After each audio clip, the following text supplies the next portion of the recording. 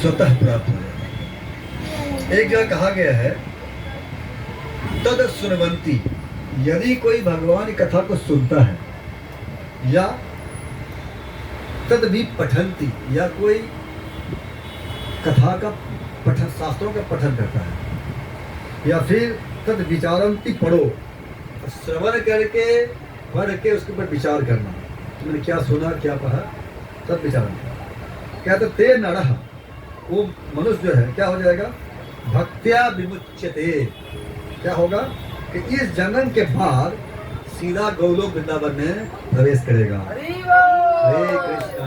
कृष्णा कृष्णा कृष्णा।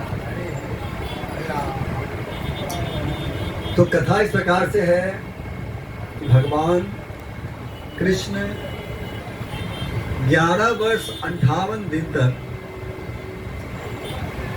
नंदगांव और गोकुल में रहे। उसके अंदर में अनेकों लीला उन्होंने किया, और माता यशोदा को बार बार कंप्लेन आने लगा कि मैया तुम्हारा लल्ला जो है मेरे घर में चोरी करता है। माता ने कहा मेरे घर में क्या कमी है, कोई कमी है तुम्हारे घर में चोरी करने जाएगा मेरा लल्ला? अगर है तो मुझे पकड़ के दिखा दो तो मैं समझ जाऊंगा, रंगे हाथ लेके आओ। तो कई बार जो ब्रज बालाएं थी गोपियां, मतलब प्लान बनाई कि काम करते छुप जाते हैं, और जब कृष्ण आएगा चोरी करने दो उसको, बाद में पकड़ लेंगे चारों तरफ से। और ऐसा ही हुआ, सभी गोपियां अगल बगल में छुप गई, जैसे कोई चिड़िया को दाना डालता है बाद में जाल भिजाता है, और दाना भी डाल दिया बहुत नीचे में, मक्खन को रख दिए, और सारे ग्वाल से खाए और खूब खाए, स्वयं भी खाए और भी खिलाए। लेकिन जब खाने व्यस्त थे चारों तरफ, गोपियां पकड़ लिया तो हाथ पकड़ लिया सीधा, और कहा आज जो है यशोदा मैया नहीं मानती है ना, आज चलो मैं बताती हूँ। भगवान समझे पकड़ा गया, समस्या तो बहुत हो गया, क्या करें? तो कहते ठीक है भैया के पास मत जाओ, यहीं पे सेटलमेंट कर लो। तो कहा ठीक है, यहीं पे सेटलमेंट करने की फिर वो ठुमकी लगाना पड़ेगा। तो सारे गोपियां नृत्य कर रही है और कृष्ण क्या कर रहे हैं, इसलिए एक रसिक आचार्य बहुत सुंदर गाते हैं, कहते हैं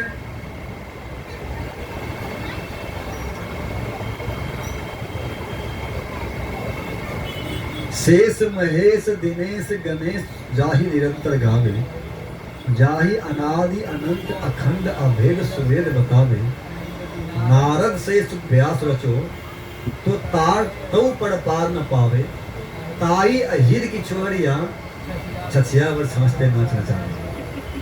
जब कृष्ण थक जाते थे तो सारी गोपियां क्या करती थी, हाथ ऐसा लगा करके छाप को जाती थी। जो क्षीर सागर में लेटते हैं, दूध दही के सागर में, क्षीर सागर क्या है, दूध का सागर है, जो दूध सागर में लेटते हैं थोड़ी छाछ के लिए क्या कर रहे हैं, ठुमकी लगा रहे हैं। क्यों? क्योंकि भक्त्या माम अभिजानाति, केवल भगवान को भक्ति से ही बांधा जा सकता है, दूसरा कोई उपाय नहीं। माता जान गई कि चोरी कर रहा है, लेकिन कुछ ना कुछ भाव का अंतर है।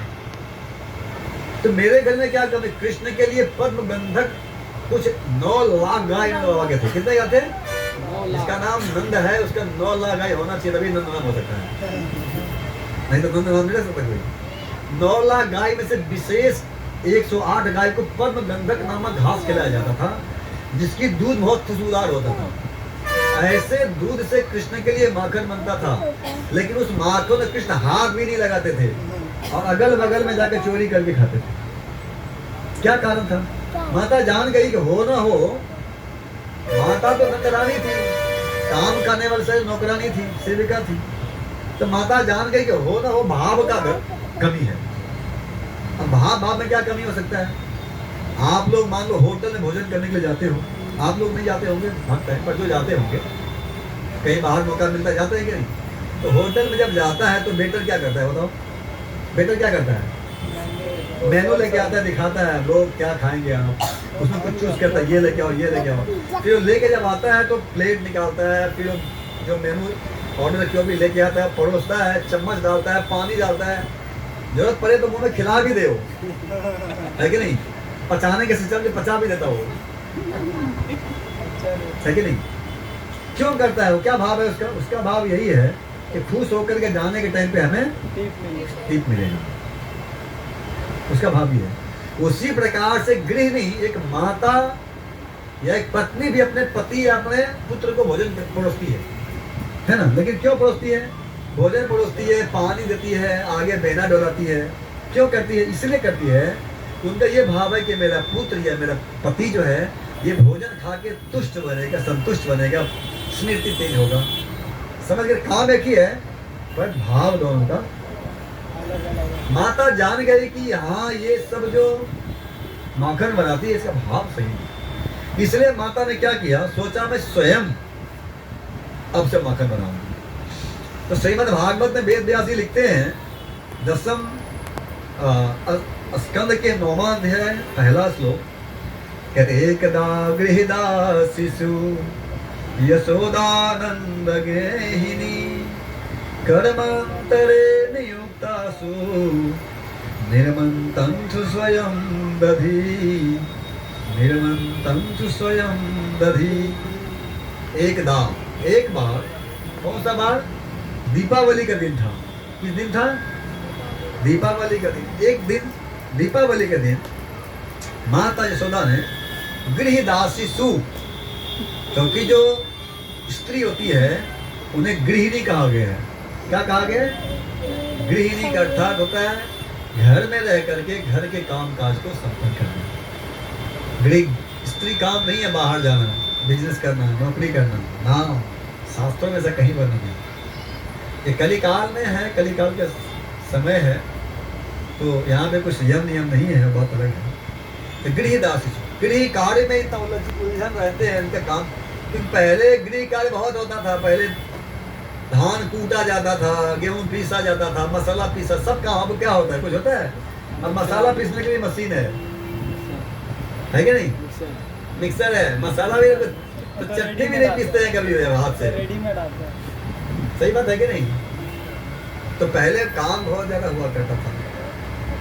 तो इस प्रकार से एकदा गृहदासीसु यशोदा नंद गहनी। अब इसमें कहा गया माँ यशोदा जो है नंद गहनी, नंद के जो पत्नी हैं, वे सुंदर गहना आभूषण और नया वस्त्र पहनते। ये महत्वपूर्ण है, क्योंकि फूलों में वो कहने का तात्पर्य है नया वस्त्र और बालों में गजरा, पूरे स्वच्छ होकर के तो क्या करने लगे?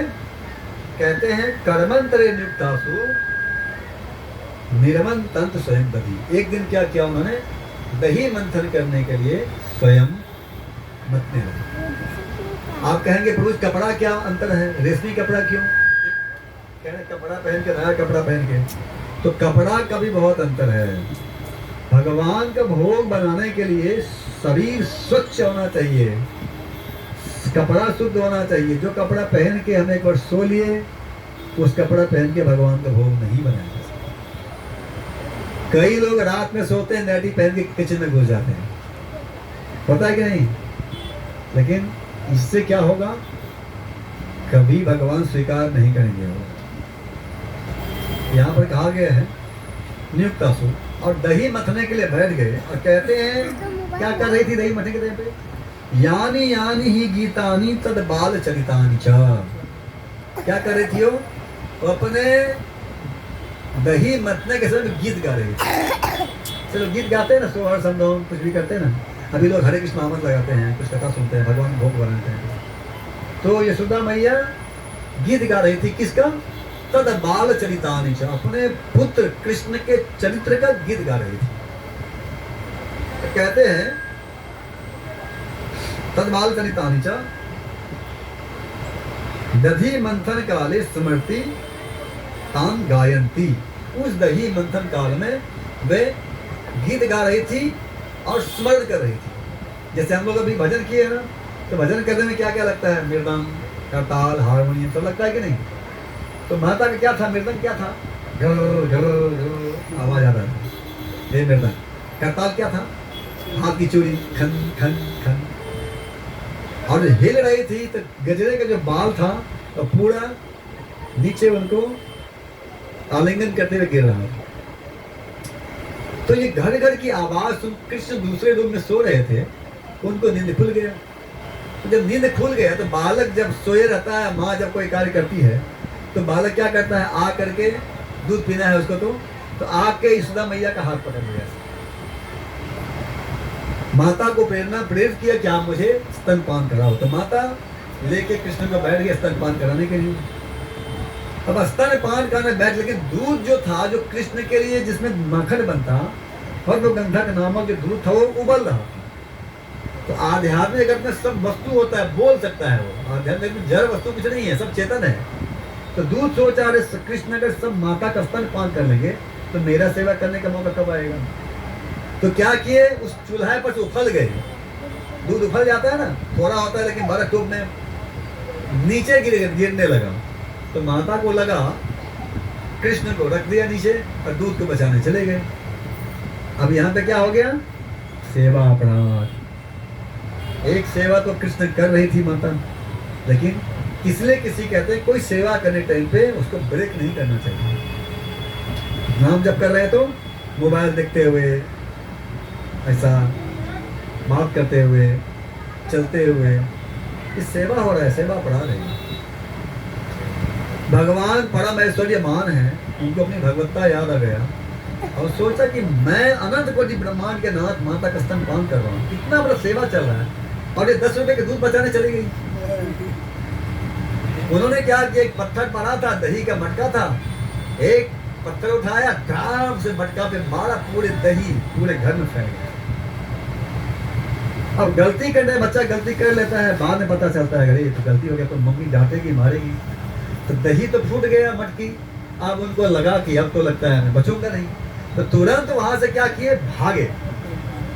तो भागे तो छोटे छोटे चरण कमल थे उनके, दही पूरा घर में फैला हुआ था। वो दही के ऊपर से पैर निकालते गए और दूसरे घर में जाकर छुप गए। माता को जरा ढूंढने का ज्यादा परेशानी नहीं करना पड़ा, क्योंकि चरण के निशान थे, दही के निशान।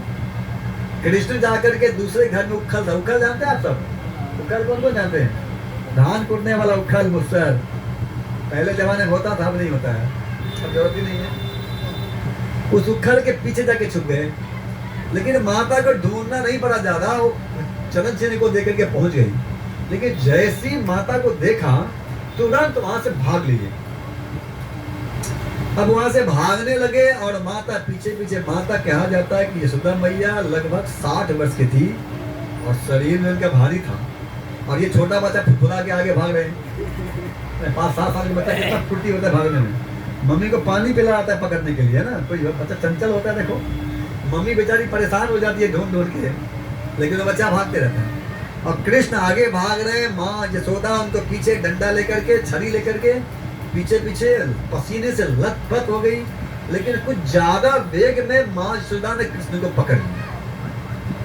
अब कृष्ण पकड़ा गए, तो अब पकड़ा गए तो यहाँ पे जो है 8 श्लोक में सत्यव्रत मुनि जो है लिखते हैं इस लीला का। वो 8 श्लोक सभी हम गान करेंगे और दीपदान के टाइम पे फिर उसका तात्पर्य पढ़ने का प्रयास करेंगे, आप सब जान जाएंगे। कहते हैं माँ के हाथ में लाठी देख करके रुदंतम मोह नेत्रम युग्मम मृजंतम, रोने लगे, आंखों को मिचने लगे, आंखों में जो काजल थे वे काजल धुल करके पूरे गिरने लगे। कंपित मान कहते हैं गले में जो मोती का माल पड़ा हुआ था कंपित मान होने लगा। जिनको डर से, जिनको भय से काल भी भयभीत होता है। भगवान कहते हैं माया दक्षिण प्रकृति स्वीते सचराचरम, मेरे आंखों की सहारे से अनंत कोटि ब्रह्मांड चलते हैं, जो हजारों ग्रह को आकाश में तैरा दिए हैं। ऐसे भगवान माता के हाथ में छड़ी देख करके कंपित मान हो रहे हैं, रो रहे हैं। तो जब माता समझ लेती है कि इसको दंड तो देना है, लेकिन बहुत डर गया है, ठीक है इसको मारूंगी नहीं, बहुत डर गया है, तो डंडा को, छड़ी को बाहर फेंक दिया और इनको कहा कि सबक तो मैं जरूर सिखाऊंगी।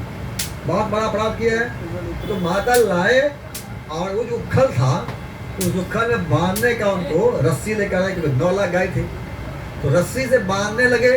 सारे गोपियां आकर के बिलखने लगे, जैसे शरीर तो बहुत कोमल है, फूल के जैसा, गुलाब के मुख जैसे उनके शरीर है ना, तो कैसे रस्सी इतना कठोर है, कैसे बांध सकते हैं। तो दाम कट होता है पेट, तो रस्सी उधर कट होता है पेट, इसलिए रस्सी से देखो बांधा जा रहा है माता यशोदा के, इसलिए नाम उनका क्या पड़ा, भगवान दामोदर। भगवान श्री राधा दामोदर की। भगवान बांधने का माता बहुत प्रयास किया, पर पूरे बांध के थक गई माता, लेकिन 2 इंच छोटा पड़ गया। जो असीम है, अनंत है, अखंड है, उन्हें कौन बांध सकता है। माता बहुत परेशान हो गई। कहते हैं बड़े बड़े ऋषि जिनको करोड़ों करोड़ों वर्ष योग करते हैं, साधना करते हैं, 1 सेकेंड के लिए चरण कमल को अपने मन में ध्यान नहीं कर पाते। ऐसे माता यशोदा कृष्ण को बांधने का प्रयास कर रही है, लेकिन जब माता थक गई तो स्वयं सरेंडर कर दिया। क्यों नहीं बनाता है, जब सरेंडर कर दिया उन्होंने, परेशान हो गई, तो भगवान ने सोचा मैया परेशान हो गई, तो भगवान अपनी इच्छा से ही बंधा सकते हैं, बांधा भी जा सकता है। कैसे?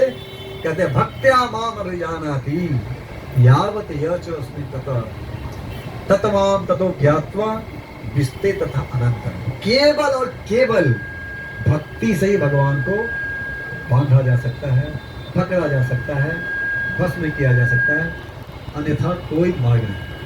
भगवान को बांधने के लिए, समझने के लिए बांध दिया। बांध के माता दूसरे कार्य करने चली गई, सारे ग्वालियर को डांट के भगा दिया, जाओ तुम लोग भिजवाना मत। सभी लोग डर डर के मां से बाहर चले गए, लेकिन भगवान दामोदर उखल तो कमर में बंधे हुए हैं, और जैसे ठेवनिया पे खींचते खींचते उनके आंगन में 2 वृक्ष थे। वो वृक्ष लगभग 3 किलोमीटर फैले हुए थे। कितने? 3 किलोमीटर फैले हुए थे। शास्त्रों में वर्णन आता है। जहाँ पे हम लोग गए थे उखल बंधन, वो 2 वृक्ष था, उनका नाम था यमला अर्जुन। वास्तव में 2 वृक्ष जो था, ये पिछले जन्म में कुबेर के पुत्र थे, नलकोर और मणिग्रीव। लेकिन नारद जी के श्राप से इनको श्राप लगा हुआ था, इसलिए नंद बाबा के आंगन में वृक्ष बनकर खड़े थे। श्राप क्यों लगा था उसके विषय में जानने का प्रयास करेंगे।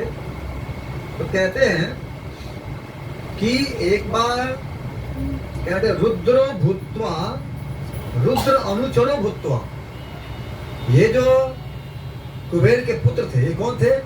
रुद्र अनुचर, ये भगवान शिव के अनुचर यानी उनके पार्षद थे, भक्त थे उनके। और कहते हैं भूत्वा दृष्टो धन धान्यो जो, और उसमें दूसरा अहंकार क्या था? दूसरा अहंकार था कि वो देवता के जो कोषाध्यक्ष हैं कुबेर, उनके पुत्र थे। तो अमीर बाप का बेटा होता है, उसको अपने पिता के धन पर अहंकार होता है। होना नहीं चाहिए, लेकिन वही उसे बर्बाद करता है। अब देखो कई सारे पॉलिटिशियन की जब लड़का होता है ना, तो गाड़ी चलाता है तो होता है मेरा बाप का रोड है, सिंगल विंगल तोड़ तार के किसी को फोड़ फाड़ के निकल जाता है। अगर कोई पुलिस वाला पकड़ भी लिया, फोन करता है बाप को, तुरंत छूट जाता है। क्या है? अहंकार, पद का। इनको भी क्या था? पद का अहंकार था कि शिव का अनुचर, दूसरा कुबेर के पुत्र। इसलिए कहते हैं कैलाश बने रम्य, कैलाश पर्वत पे उपवन में, कैलाश के उपवन में क्या कर रहे थे? कहते हैं मंदाकिनी मदोत्कितः, और कैलाश के उपवन में मंदाकिनी नदी, जो गंगा है, कौन सी गंगा है? मंदाकिनी गंगा बहती है कैलाश पे, समझ गए? कहते हैं कि संसार में कोई पाप कर्म करे तो पाप कर्म किसी तीर्थ स्थान में जाकर धोता है, उसे धोता है कि नहीं? लेकिन तीर्थ में जाकर के पाप करे तो वज्र लेपंती भविष्यति, वज्र का लेप हो जाता है, भविष्य में कभी निकल नहीं सकता। इसलिए धाम में जाकर कभी अपराध नहीं करना चाहिए, करोड़ों गुना ज्यादा बढ़ जाता है। और कैलाश उपवने रम्य, कहते रुद्रो अनुचरो भूत्वा धनदाय मनो, कैलाश उपवने रम्य मंदाकिनी उत्कितो। अब मंदाकिनी नदी, मंदाकिनी गंगा में उत्कितो क्या कर रहे थे? वारुणी दारू पीवत्वा, उस मंदाकिनी नदी में वारुणी नामक दारू पिया हुआ था। जैसा आज के समय बैंड होता है ना, गटर छाप, कोई हाई ब्रेन होता है ना, ऐसा अलग अलग ब्रेन होता है ना, वैसे ही उन लोग का जो ब्रेन था क्या था, बारूनी। बारूनी मदिरा पीबत्व, बारूनी मदिरा जो था वो पी के क्या था, कहते हैं मदा ग्रेनेड लोचन, उसके आंखें जो थे लाल लाल होके लोचन घूम रहा था आंखें उसके, नशे में धुत था।